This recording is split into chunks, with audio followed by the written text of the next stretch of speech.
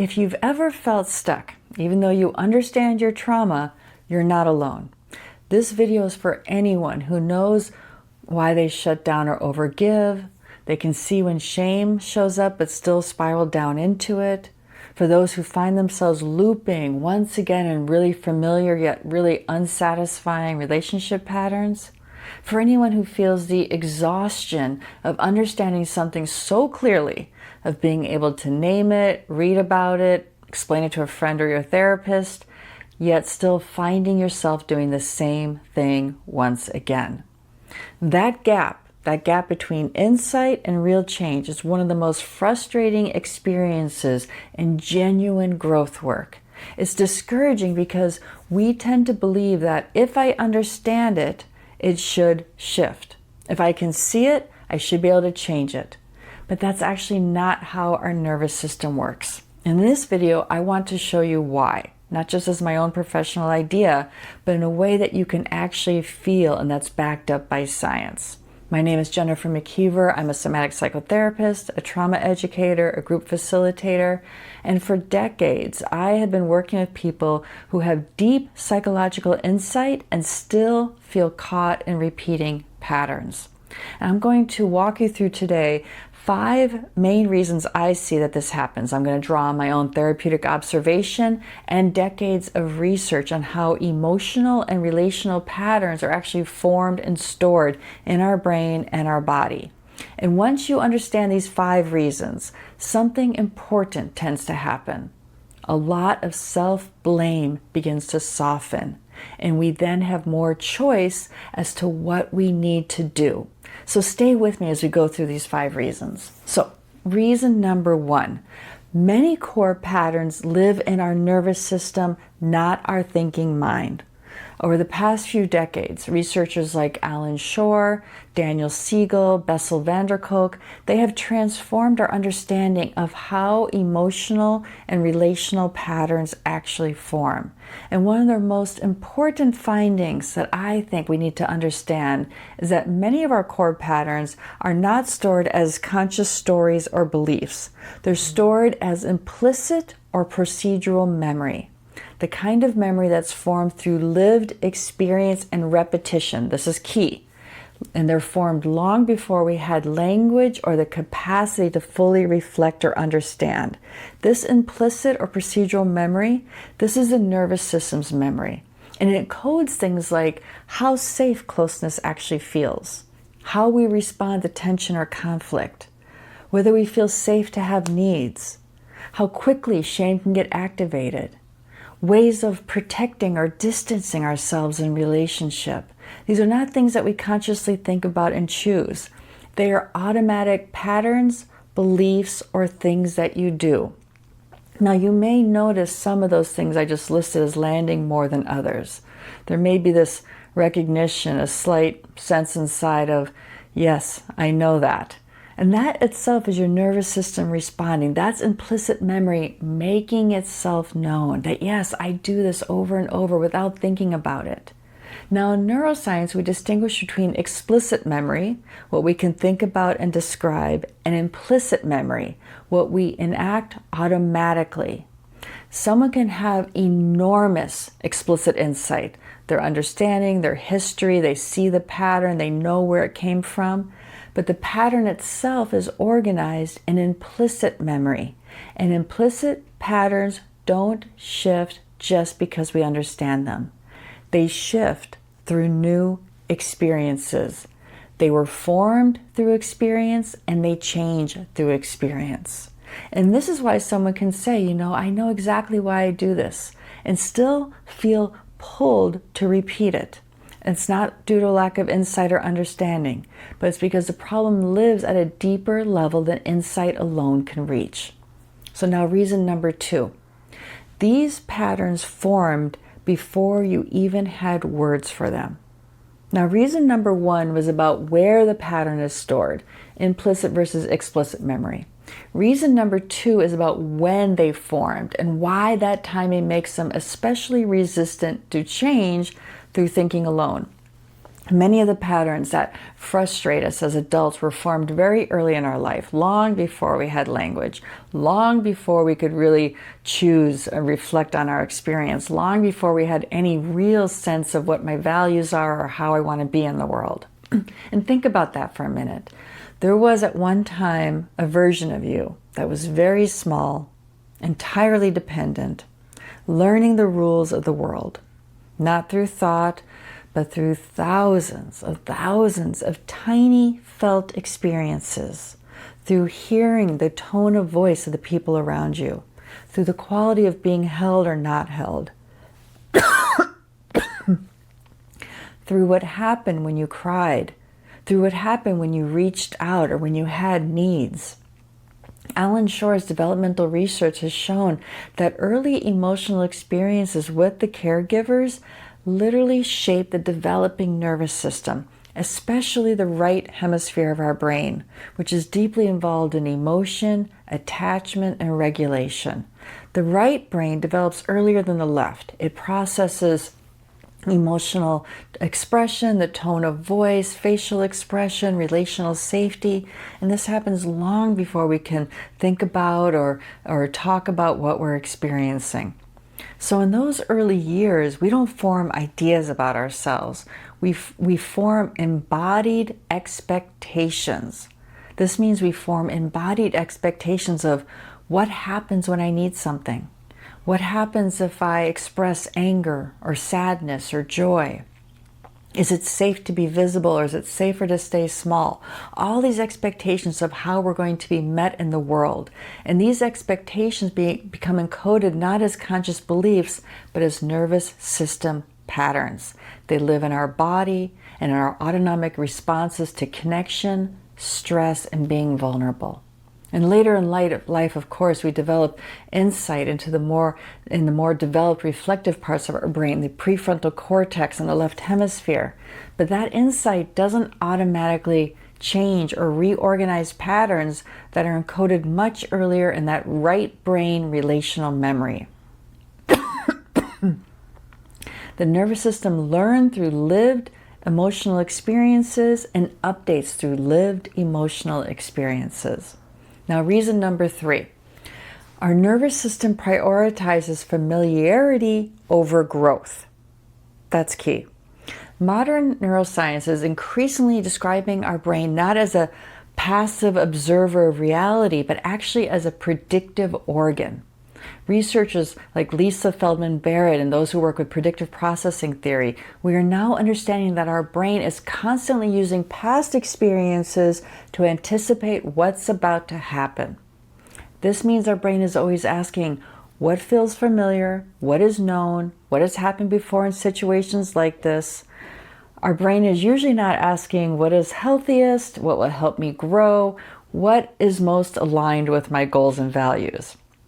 And unfortunately, to our brain, familiarity often equals safety, because even when a familiar pattern involves something like self-doubt or over-functioning, shutting down, choosing emotionally unavailable partners, if a pattern once helped you survive, then our nervous system may still treat that as a better, safer option than trying something new, going into the unknown. And maybe you can feel this for yourself. Now think of something that you genuinely want to change. Maybe there's a way of relating, or a habit you have of withdrawing, or a habit of over-explaining or going numb. And notice if there's something underneath that wanting to change. That even if you want to change, there's a kind of a pulling back or a tension or a fear, a compulsion. And if so, that has nothing to do with laziness or a lack of desire. It's not weakness. That's your nervous system doing exactly what it was designed to do, to keep you safe by keeping you close to what it knows has worked before. What has worked before has a better chance of helping you survive again. So insight, knowledge might tell you it's safe to speak up. I don't need to shut down here. But your nervous system predicts, based on what it has experienced in the past, that speaking up leads to rejection, or that vulnerability leads to feeling overwhelmed. Our bodies then will default to the familiar pattern. And of course, again, it's not because you lacked insight, but because the predictive system is operating faster and deeper than conscious thought. And predictive systems don't change through reasoning.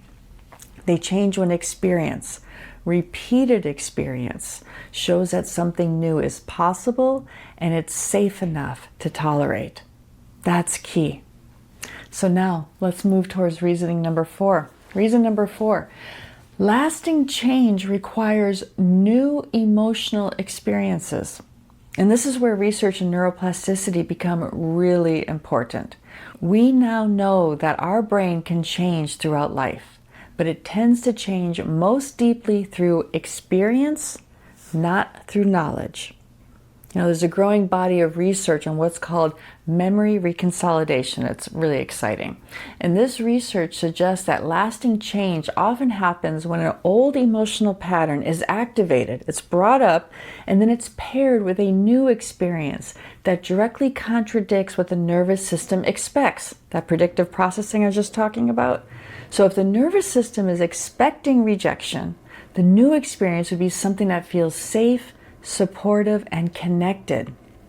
And then when this happens, particularly more than once, when it has repeated new experiences, our brain begins to update its predictions. The nervous system starts to register, oh, something different is possible here. And this is why real transformation, real lasting change so often involves emotional experience, embodiment, and relationship, not just insight. Because many of our deepest patterns were, of course, learned in relationship, learned through our caretakers, through thousands of moments of connection and disconnection, attunement and misattunement, support or the absence of support. And the nervous system then updates most powerfully in relationship as well. We were hurt in relationship and we heal in relationship. So when someone can feel something they once avoided, when they can express something that they've always kept suppressed, when they can be present where they normally shut down and have a different relational experience than what's expected, the system begins to change, it begins to reorganize. I'll give an example. I was working with a woman who came to Path of Love who had a very, very intense inner critic. Not just the usual self-doubt, but a truly toxic, debilitating voice that constantly told her that she's no good at her career, she would never succeed at life, even though it wasn't true. So she came to Path of Love to work on this problem. She understood everything intellectually. She knew that the inner critic had developed to keep her safe. She could see how it tried to protect her from taking risks or making changes that might be threatening, that might be threatening important people in her life. She knew all of that, but nothing had shifted the pattern. What hadn't helped yet was a felt connection between that voice and the emotional reality in which it formed. So through our work together, she began to deeply experience in her body and her emotions, a fully embodied experience, how that critic developed during a very frightening time in her childhood. And over the course of the week, that event and the critic stopped being just a story she understood, a part of herself that she could relate to, but became something she could actually feel, and with support she could stay present to. She could feel the fear, the helplessness, the need to stay small in order to be safe. And that's when we were touching into procedural memory, the kind of memory, again, stored in our nervous system and our body, not just our thoughts. So as she allowed herself to experience that connection in a supported way, something very powerful opened up in her. It was like this huge lifting of a burden or a weight that had been on her shoulders since she was a child. And this incredible sense of not only finally being free, but of finally being an adult. And this was supported, this is an important part, it was supported by the other participants in the group. So it also brought in powerful new experiences of what real safety and support look like and feel like. And from that place, a very different relationship to that voice became possible. She had understood the origin of that inner critic for years. She had talked to the part 1,000,000 times. But real change happened when that emotional awareness connected to something new and different.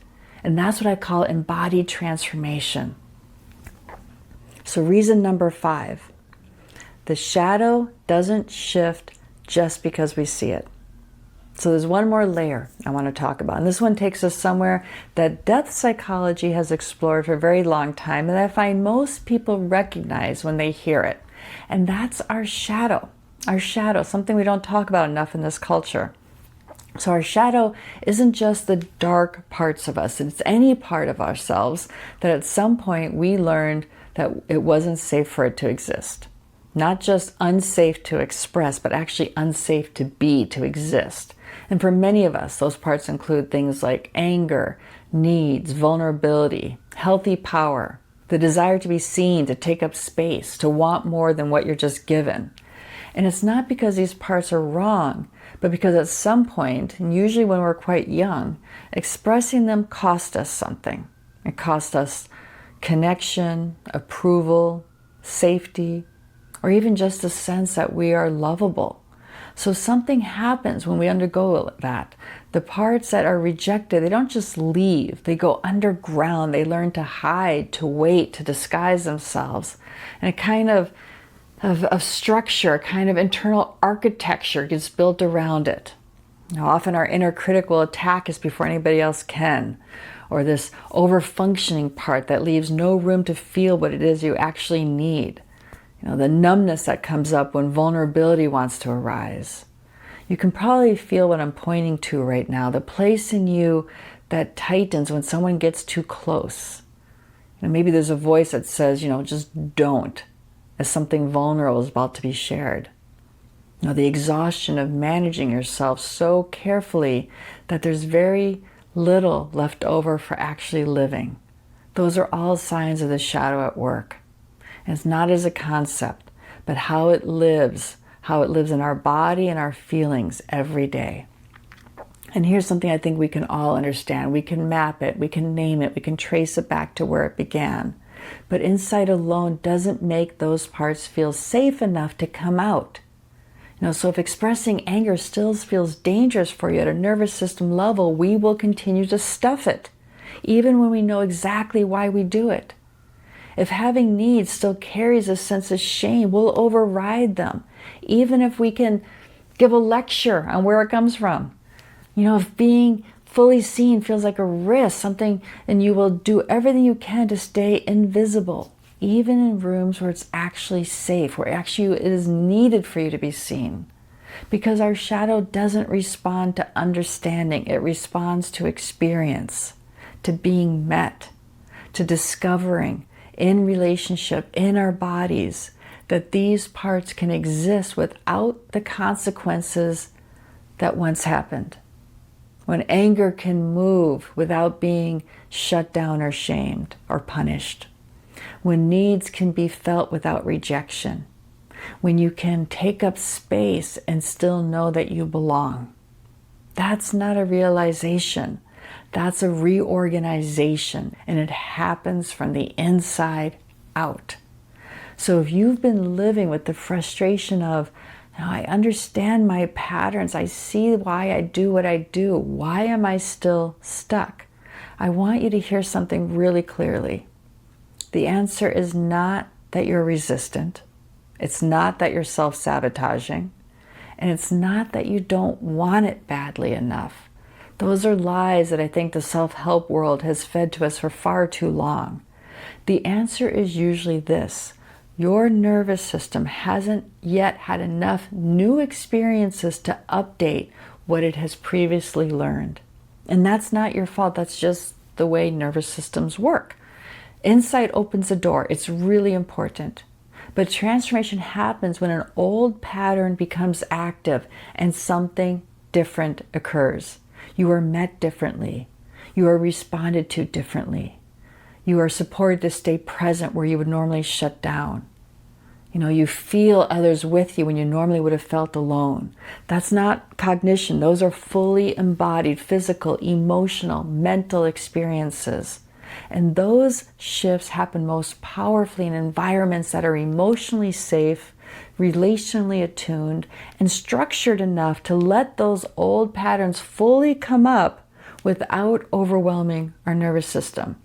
And this is why healing in isolation can so often kind of flatten out or feels like we're circling around the same issue for years. Again, it's not because you're failing, but it's because the nervous system reorganizes most deeply through lived relational experiences. And once we really understand that, again, not just as an idea, but as something we can feel the truth of, we can then stop turning against ourselves. And we can start building the kinds of conditions where real change actually happens. So, I'll be making more of these videos. Thank you so much for being with me today. I'll be making more videos exploring how transformation actually happens in our nervous systems, in the shadow, in our bodies, and in relationship. If that's meaningful to you, please subscribe, write any questions or comments below, and we'll keep going deeper together. Thanks for being here.